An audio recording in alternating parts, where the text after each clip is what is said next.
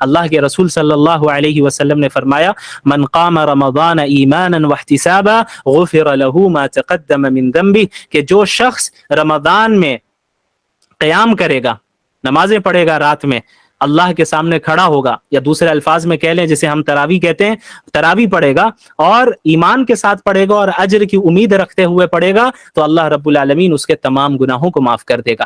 روزے کی بھی یہ فضیلت اور قیام اللیل کی بھی یہ فضیلت، کتنی بڑی فضیلت! لیکن بڑے افسوس کی بات ہے ہمارے معاشرے میں چند افراد ایسے ہیں جو امت کو اللہ سے نہیں جوڑتے ہیں، امت کو وہ توڑنا چاہتے ہیں۔ اسی لیے آپ دیکھتے ہیں کہ جیسے رمضان کا مہینہ آیا فوراً لڑائیاں شروع ہو گئی، تراویح 8 رکعت یا 20 رکعت، 20 رکعت بدعتی، 8 رکعت بدعتی۔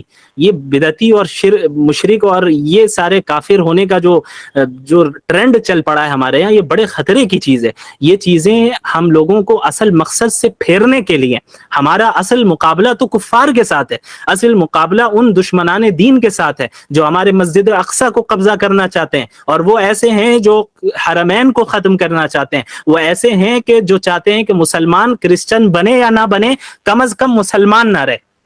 وہ نہیں چاہتے کہ آپ اسلام پہ رہے، ان کا کام ہے کہ آپ کے درمیان انتشار پیدا کرنا۔ تو یاد رکھیے رمضان میں ان فضول بحثوں میں نہ پڑے۔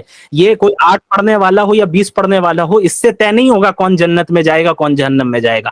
جنت اور جہنم کا مدار صحیح عقیدے اور اعمال صالحہ پر ہے، صحیح عقائد اور اعمال صالحہ پہ۔ باقی جو سب ایشوز ہوتے ہیں، اسلام کے جو فروعی مسائل ہوتے ہیں، سب ایشوز ہوتے ہیں، اس میں علماء کے درمیان اختلاف ہوتے ہیں، اس میں اختلاف کی گنجائش رکھنی چاہیے۔ اس کا سب سے اچھا حل یہ ہے کہ اگر آپ ایسے اسکول آف تھاٹ سے تعلق رکھتے ہیں جس میں تراویح کی نماز 8 ہی رکعت ہے اور تراویح تہجد ایک ہی کو مانتے ہیں، ٹھیک ہے، آپ اس پہ عمل کریں۔ اگر آپ اس پہ عمل کر رہے ہیں تو کوئی کافر اور مشرک نہیں ہو جائے گا، یہ آپ کے طریقہ استدلال ہے، آپ کے پاس اپنی کوئی دلیل ہوگی۔ لیکن جو 20 پڑھ رہے ہیں ان کو آپ پریشان کرنے لگ جائیں تو یہ طریقہ غلط ہے۔ اسی طرح اگر آپ کوئی ایسے اسکول آف تھاٹ سے تعلق رکھتے ہیں جس کے نزدیک 20 رکعت پڑھنا تراویح یہ مشروع ہے، یہ مسنون طریقہ ہے، اور پھر تہجد کی نماز الگ ہے، تو ٹھیک ہے، آپ اس پہ عمل کریں۔ آپ کے پاس یقیناً آپ کی اپنی دلیل ہے، اور کتاب و سنت سے اور سلف صالحین سے ہی آپ کی دلیل ہے، آپ اس پہ عمل کریں۔ لیکن جو 8 کا قائل ہے اب انہیں مشرک اور بدعتی قرار دینے لگ جائیں تو پھر یہ طریقہ بھی صحیح نہیں ہے، چونکہ یہ مسئلہ بھی کیا ہے،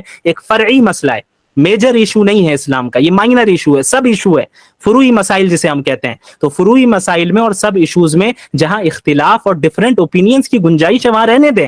آپ یہ لڑائیوں میں اگر الجھیں گے تو آپ اپنے رمضان کو برباد کر کے رکھ دیں گے، وقت ہاتھ سے نکل جائے گا۔ کئی سلف صالحین نے اس کی وضاحت کی ہے کہ اگر کسی مردے کو ابھی زندہ کر دیا جائے، سلف صالحین کا قول ہے، حدیث نہیں ہے، یہ یاد رکھیے گا، سلف صالحین میں سے کسی عالم دین کا قول ہے، ان کا نام اس وقت میرے ذہن میں نہیں آ رہا ہے، بڑے مشہور عالم ہیں، جنہوں نے کہا کہ اگر کسی مردے کو زندہ کر دیا جائے اور اس سے پوچھا جائے کہ تمہاری تمنا کیا ہے، تو وہ رمضان کے ایک دن کی تمنا کرے گا۔ اللہ اکبر!